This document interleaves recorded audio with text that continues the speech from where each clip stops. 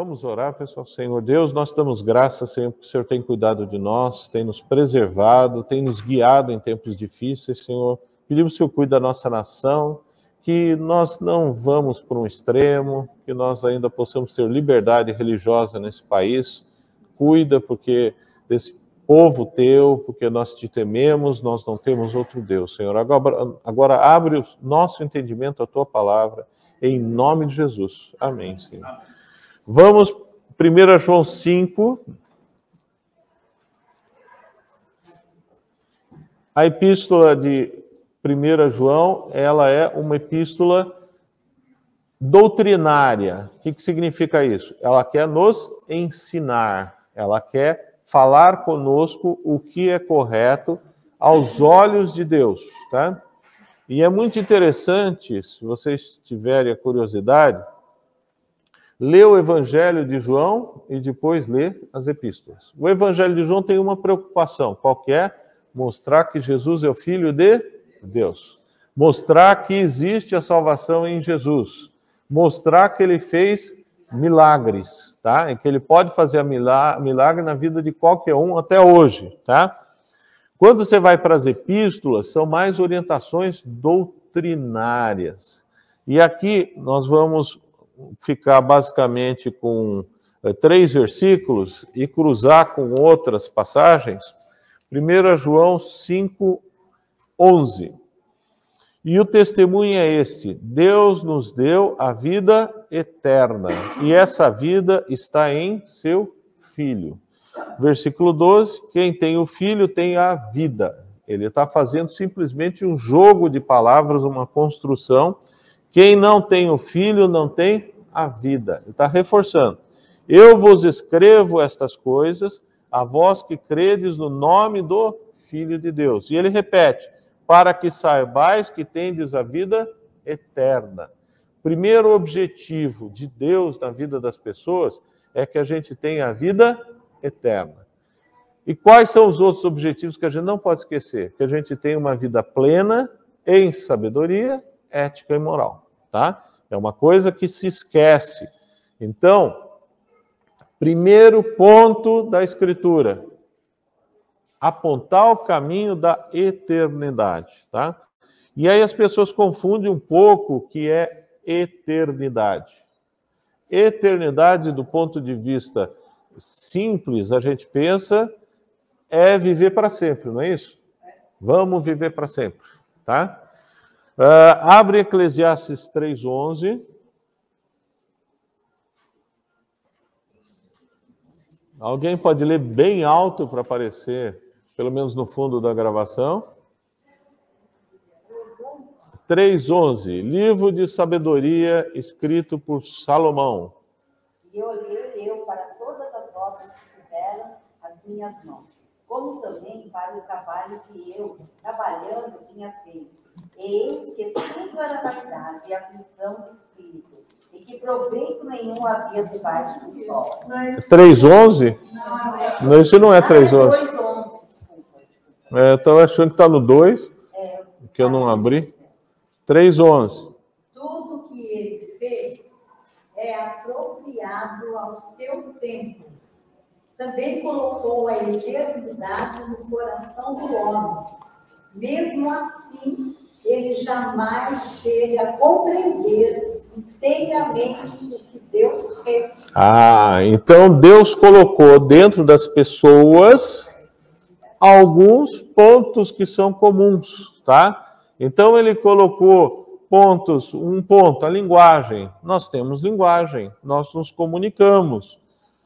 Outro ponto, a busca da eternidade. A busca de que eu tenho algo para sempre, tá? Então isso é uma tendência que Deus colocou no homem, buscar a eternidade. E aí tem um problema. Existem 2 tipos de eternidade. Uma eternidade com Deus e outra eternidade sem Deus, tá? Então a gente tem que tomar cuidado, porque a eternidade é alguma coisa que é inerente e faz parte do propósito de Deus na vida das pessoas. Então, não é só o cristão que vai para a eternidade. O não cristão também tem a eternidade. Só que existem diferenças. Aquele que reconhece Jesus como Senhor e Salvador, ele tem a eternidade com Deus. Aquele que não reconhece Jesus como Senhor e Salvador, ele tem a eternidade sem Deus. E você vai escutar o autor de Hebreus, quando ele fala sobre os conceitos básicos, o que é o cristianismo, o que deve ter, ele fala de um conceito que se chama penas eternas, tá? O que significa isso? Significa capítulo 6 de Hebreus, começa no versículo 1, ele fala, deixando os aspectos elementares do ensino de Cristo. Quando fala isso, é doutrina. Prossigamos para o aperfeiçoamento. A nossa vida é uma vida, ou deveria ser, de aperfeiçoamento. Tá? É 6:1. Assim, deixando os aspectos elementares, ou base, todo aquele que se considera cristão tem que ter essa base. Se não tiver, mas eu sou mais de Pedro. Não tem problema. Eu gosto mais de Paulo. Esse versículo não fala para a minha vida. Mas o que está no livro de Hebreus, você tem que ter, tá? Prossigamos para o aperfeiçoamento. Estou no 6:1. Não lançando de novo o alicerce, o fundamento do arrependimento das obras mortas. Todo cristão tem que se arrepender da sua obra sem Deus, tá? E da fé em Deus, depender de Deus. O ensino sobre batismos, mais de um batismo. Existe o batismo do Espírito e o batismo das águas. Um é o batismo que sela para a salvação e outro é o batismo de testemunho. O batismo das águas não salva, mas ele serve como testemunho e proclamação, tá?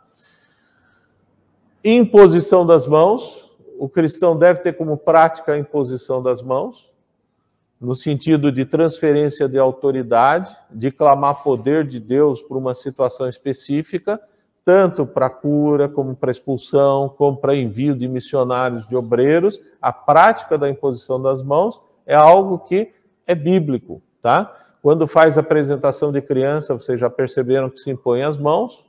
Então, tudo que você faz com uma autoridade, você deve impor as mãos, está aqui como base.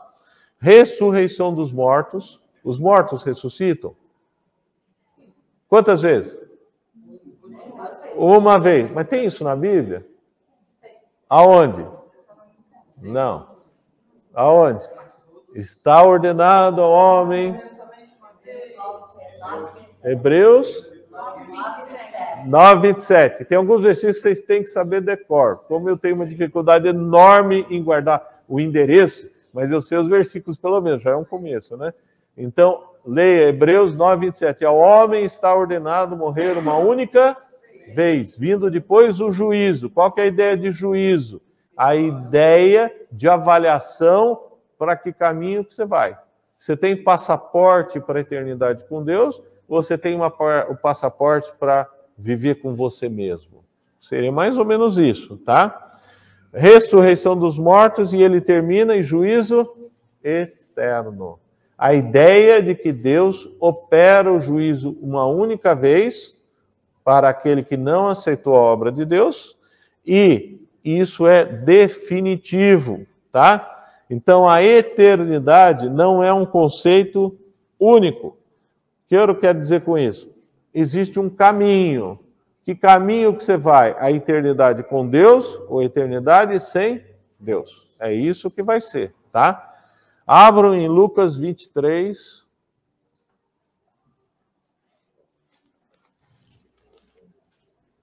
Lucas 23 fala uma passagem que a gente conhece bem, tá?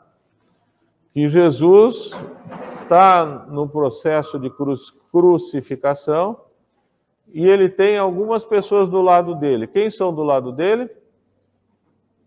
Quem está do lado dele? Ladrões estão do lado dele, tá?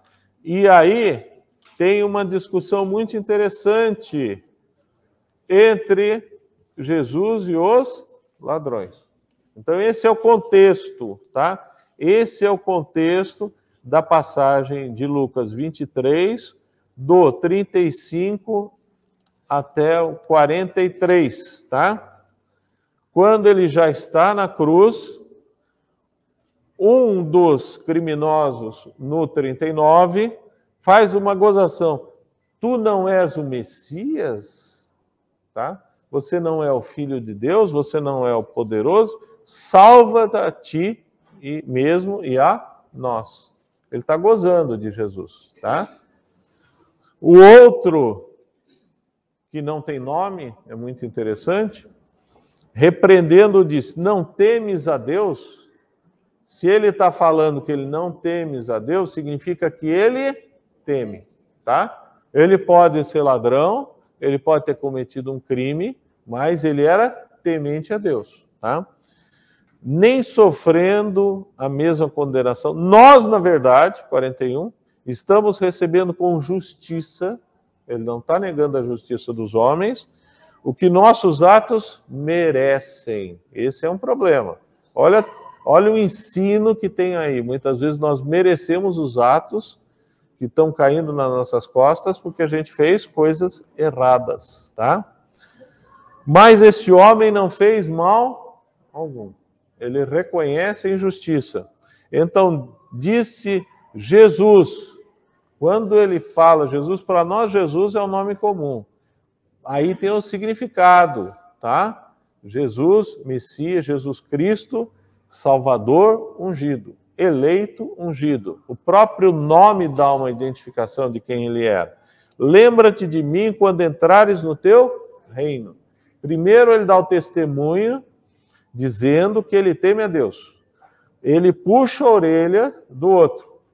E ele fala que Jesus realmente é o Cristo, porque ele identifica como Jesus estando para entrar no reino dele. Então ele confessa que Jesus é o Senhor, tá? E aí o que acontece? Jesus lhe respondeu, em verdade, isso é uma retórica do grego, tá? A gente não fala em verdade. Já pensou alguém falar assim? O que esse cara quer vender, tá? É apartamento que ele quer vender, né? Tá? Mas aí quer dizer no sentido de é absoluto, é verdade mesmo. E te digo que hoje estarás comigo no paraíso. Ok. A ideia de paraíso e a ideia de eternidade com Deus, elas se sobrepõem. Elas são mais ou menos igual. Tá? Quando a gente tem a descrição no livro de Gênesis, logo no comecinho, lá no capítulo 3, a gente tem a descrição do paraíso. Qual que era a principal característica que a gente tem, diferente de outras coisas atualmente, em relação ao paraíso e ter uma vida excelente, maravilhosa, etc. Adão, ele pescava bastante, não trabalhava pesado, podia dormir até mais tarde, não é isso?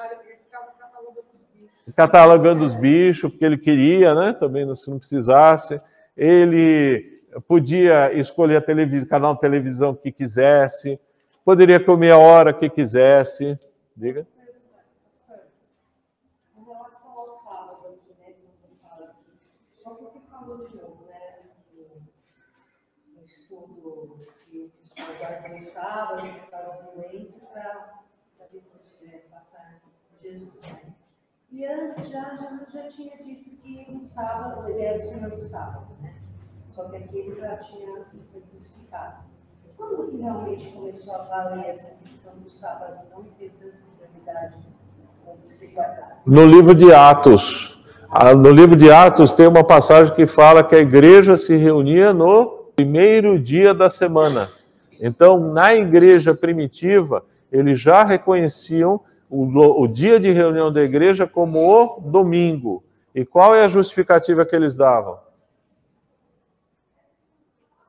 Qual que era? Ressurreição. Porque como Jesus ressuscita no domingo, a igreja passa a comemorar o domingo. Você acha a passagem, Zé? Tá? Enquanto isso, qual que era a diferença do paraíso e ter um vidão de milionário? Qual que é? Tá, mas o pessoal, enquanto está vivendo, não liga para isso. Você falou tá certo, mas qual que era a diferença que você vê lendo o texto? Tá? Porque o texto não fala que eles estavam na presença da eternidade. A gente sabe disso por causa do 3:11. Mas, desculpa, 3:11 não, de 3:24. Mas, literalmente, qual que era a diferença que tinha o paraíso e entre o Wagner tá pescando no barco dele tranquilo? Qual que é? Hã? Aí, o quê? Porque a presença de Deus. Então, a perfeição era manifestado pela presença de Deus. Então, Deus se manifestava dentro do paraíso. Então, quando Jesus está falando para o ladrão que está na cruz, tá? Ele está falando comigo no paraíso. Então, pós-morte, ele já vai estar na presença gloriosa de Deus. Então, eternidade e paraíso tem uma sobreposição de ideias e de imagem, tá? E a gente tem a ideia de eternidade no paraíso, do livro de Gênesis, no capítulo 3, versículo 24.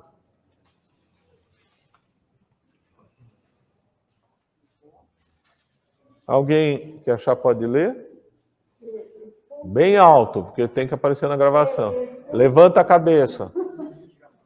Expulso, o homem colocou querubins ao oriente do jardim do Éden, e ao refugir deu uma espada que se resolvia para guardar o caminho da árvore da vida. Árvore da vida. Qual que é o significado da árvore da vida? Eternidade, tá? No paraíso a gente tinha duas árvores que são muito simbólicas para a gente. A árvore do conhecimento do bem e do mal e a árvore da eternidade. Adão e Eva poderiam comer a árvore da vida ou da eternidade enquanto estavam no paraíso? Tinha alguma proibição, não coma a árvore da vida?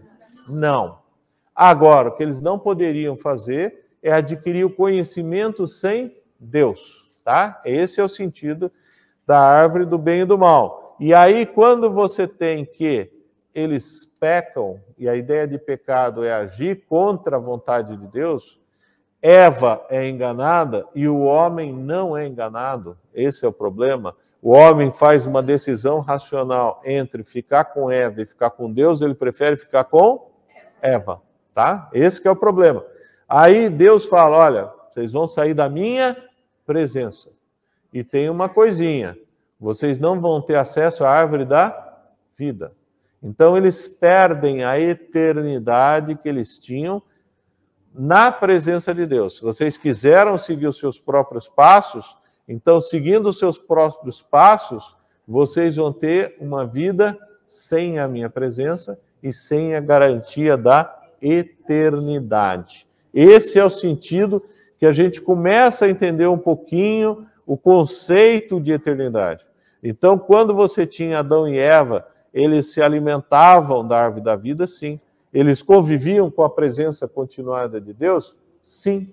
Então, essa é a diferença principal, tá? Você tem muitas pessoas que são avantajadas, que não precisam trabalhar, fazem o que querem, acordam quando que querem, comem do bom e do melhor, não têm doença, estão super bem de saúde, mas falta o principal, que é a presença de Deus. Pode falar? Eu acho interessante que a proibição deles terem acesso à árvore da vida foi um ato de amor de Deus. Com certeza. Se eles tivessem, com aquele pecado, acesso à eternidade, eles seriam iguais ao inimigo, que eternamente não tem solução para ele.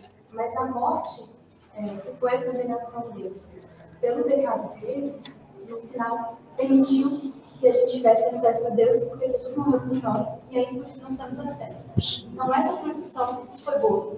Você está totalmente correta, isso faz parte, eu só vou falar para reforçar se alguém não entendeu, faz parte do processo, projeto de salvação de Deus. E isso é muito complicado. de entender, porque Adão e Eva, como representação de toda a genética humana, Paulo fala isso no livro de Romanos, vão contra Deus. Tomam uma decisão única e pagam o preço disso. Qual que é? Se tornam pecadores. Se tornam, até certo ponto, inimigos de Deus. E Deus propõe para eles um resgatador. Deus propõe já o Messias, tá? E aí, se eles, em pecado, ficassem para ter a eternidade, eles iam ficar a vida inteira separados de Deus. Então, o que você falou está perfeito. E esse é o processo que a gente tem, que João chama muita atenção. Quando você aceita Jesus como Senhor e Salvador, tem a vida eterna com Deus. Se Adão e Eva tivessem se alimentado simbolicamente do fruto da vida, eles teriam uma eternidade sem Deus, tá? Então seria um paraíso meia boca, né? Quando uma pessoa se converte, ela automaticamente sente o desejo de se batizar. Sim. Se ela não tem esse desejo, ela se diz, não posso me batizar, não me sinto hábil para me batizar, preparado. Tá. A pessoa fica dentro da igreja 10 anos e tá errado isso. Tá errado. Então a gente tem duas... Então, mas a igreja não vê... Eu me encontrei com uma menina que nós éramos da antiga igreja lá, me encontrei, já batizou? Não. Então, duas situações potenciais. Ou essa pessoa não é salva, tá? Ou essa pessoa é salva e está brigando com Deus. Se ela está brigando com Deus, isso se chama falta de sabedoria. E cuidado, porque Deus pesa a mão nos seus filhos amados. Falei do ladrão da cruz, eu expliquei que batismo não salva, expliquei que é mandamento para você tomar ceia, você precisa se batizar primeiro, congregar com a igreja. Você chamou a atenção. Sim, tá? E eu quero conversar com ela mais ainda. E a igreja deveria, até certo ponto, exigir uma posição dessa pessoa.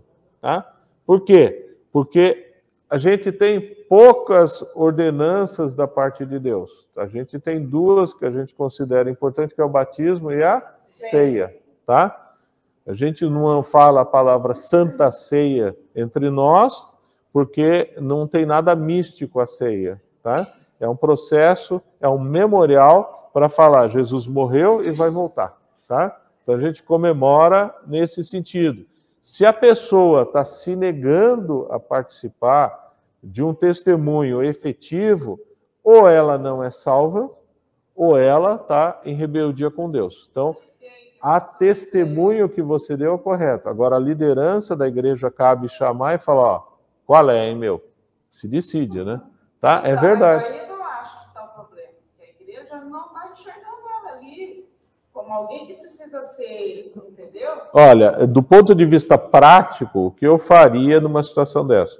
Eu conversaria na função pastoral, daria um tempo e falaria, olha, você está fora da comunhão com os irmãos.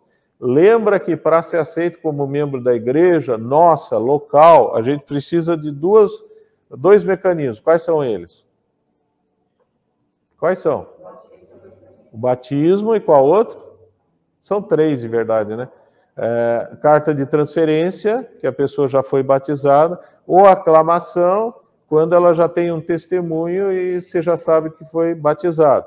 Então, para fazer parte da comunidade, tem que ser batizado. Então, ela não faz parte da comunidade da igreja. 10 anos. Nesse caso aqui, deixa eu fazer uma outra pergunta agora. Nesse caso, né? Ela está 10 anos indo na igreja, mas ela também não batizou, então ela também não é membro. Não é membro. É isso que me incomoda. Então, não é membro. Então, você não tem nem como, ela só é um visitante. Uma visitante. Tem gente que assim tem. Quando era dos Gideões Internacionais, das Bibliazinhas, era prática fazer rally em cidade. Você pegava uma cidade de 20 mil habitantes, 50 mil habitantes, iam todos os gideões da região, chamava os pastores, não sei o que, e distribuía 25 mil Novos Testamentos. Era um barato.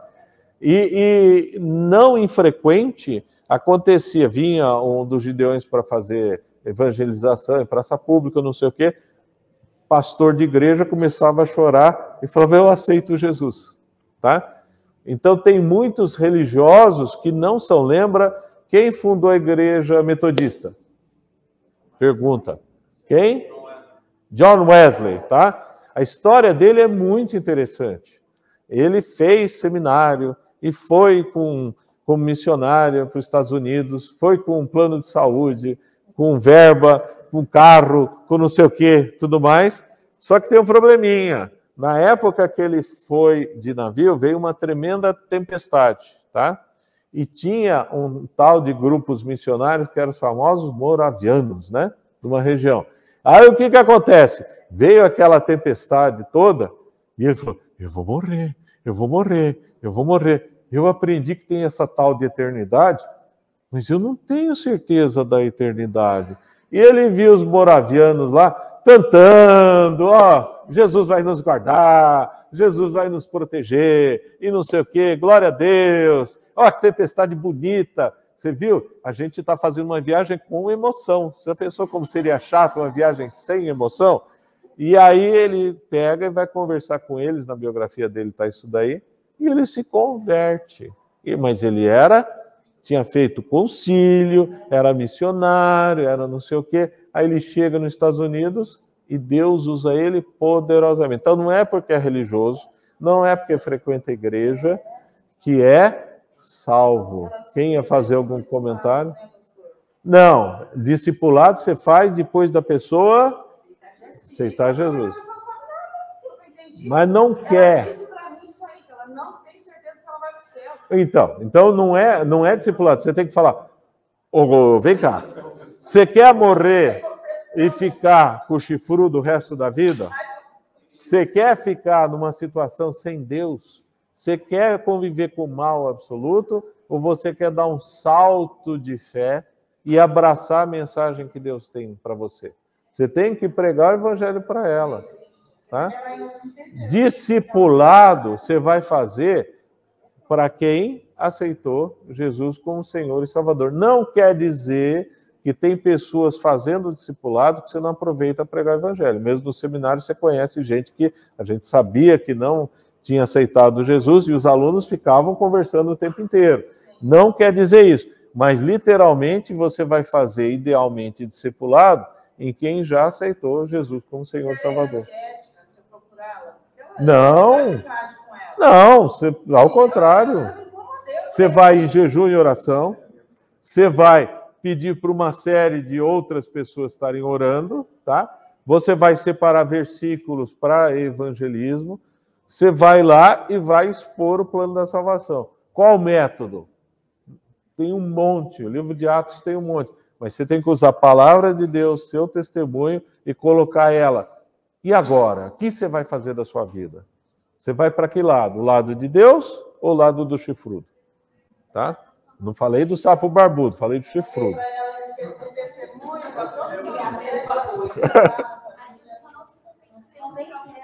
Não entendi?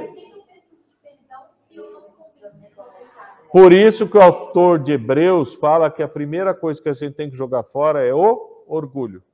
Tá?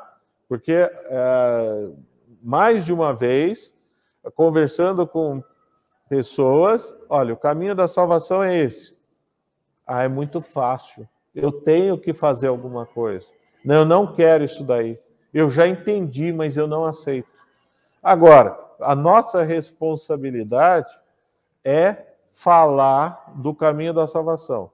A nossa responsabilidade é amar as pessoas. O processo de decisão não nos cabe, entendeu? Cabe orar pela pessoa, cabe tudo isso daí, mas é algo individual. Podemos um pouquinho mais, né? Para encerrar, voltando lá no Adão, não é que é uma dúvida, é um pouco de dúvida de muita gente. O pecado entrou por ele, né? Então, ele teve... Não, eu quero ver se você vai chegar, pode ir. E a salvação dele? Ninguém ligava salvação? Não. A salvação já está no livro de Gênesis, logo no comecinho.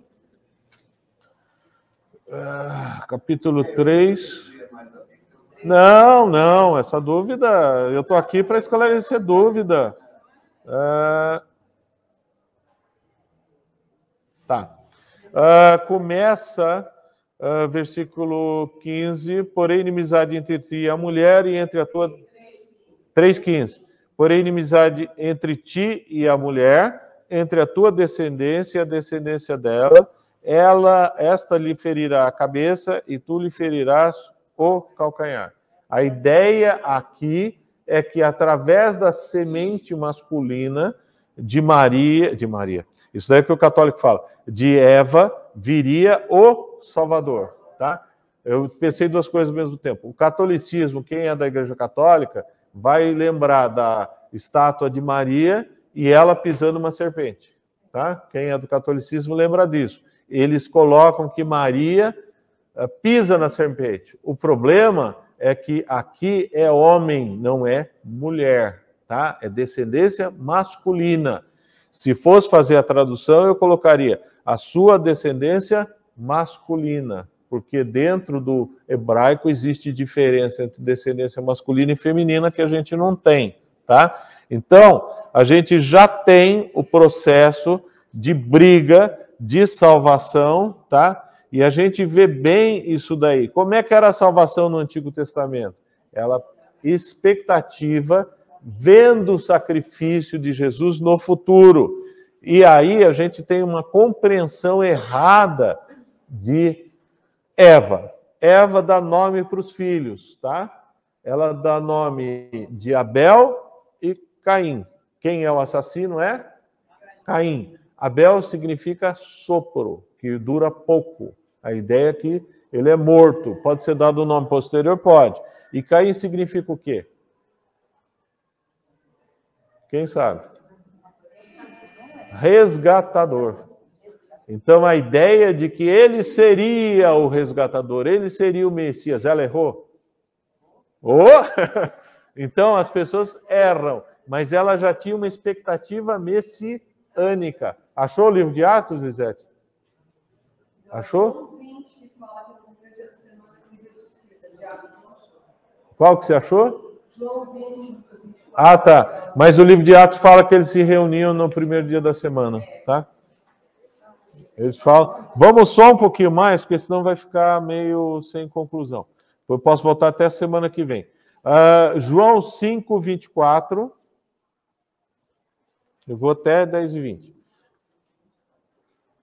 Por isso que é legal você ver o Evangelho de João como biografia, Evangelho de João, biografia de Jesus, a preocupação de João para que nós creamos, a preocupação de João mostrando os milagres, mostrando a semana da cruz, que é super essencial.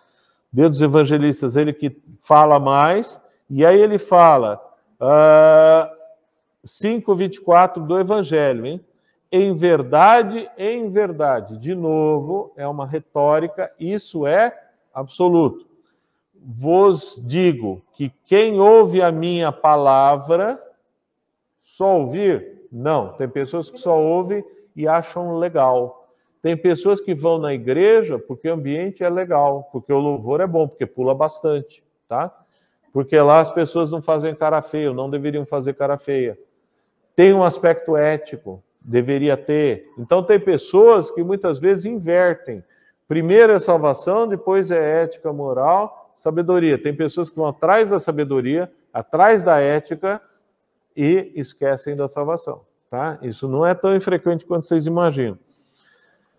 Em verdade vos digo, quem ouve a minha palavra, continua, e crê naquele que me enviou, tem a vida eterna e não vai a julgamento, mas já passou da morte para a vida. Palavra de Jesus, quando ele usa morte, é a ideia de morte espiritual, é a ideia de separação definitiva com Deus. Quando você volta para o livro de Gênesis, Deus fala para Adão do fruto da árvore do conhecimento do bem e do mal, não comerás, porque no dia em que comeres, certamente morrerás. Tem algumas Bíblias que vão estar escritas assim, morrendo morrerás, tá?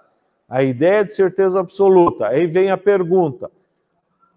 Adão foi lá e comeu aquela fruta e ela não estava tão boa assim. Ele morreu na hora? Não. Ué, o texto está errado. É a ideia de morte espiritual. A ideia é que a partir daquele momento ele perde a comunhão permanente com Deus. Ele perde o contato com Deus. Então, quando João está reproduzindo as palavras de Jesus, em verdade vos digo que quem ouve a minha palavra e crê naquele que me enviou tem a vida eterna, eterna com Deus. E não vai a julgamento, mas já passou da morte para a vida e vida com Deus, tá? Uma salva. A Ávila começou a fazer uma pergunta e eu não respondi, dá tempo de responder. A salvação, como a garantia da salvação.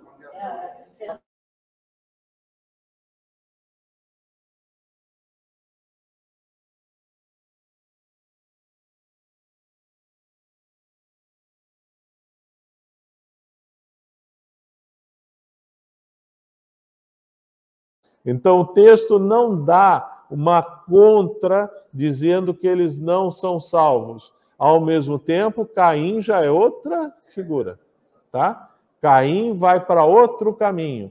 Caim segue um outro desvio e vai longe. Quando fala que Jesus pregou para os cativos quando ele estava com os 3 dias mortos. Pois a gente volta nisso, tá? Se me lembrar, até falo. Porque se eu falar agora, vai dar maior confusão. Tá? Aí você vai para Pedro, vai para Judas, tá? E a gente já viu, até no seminário fizeram uma pergunta disso, que dá uma confusão, você lembra, né? Que são coisas diferentes, tá? Isso é Pedro, é outra linguagem. Eu vou pedir para alguém terminar em oração, em 30 segundos a oração.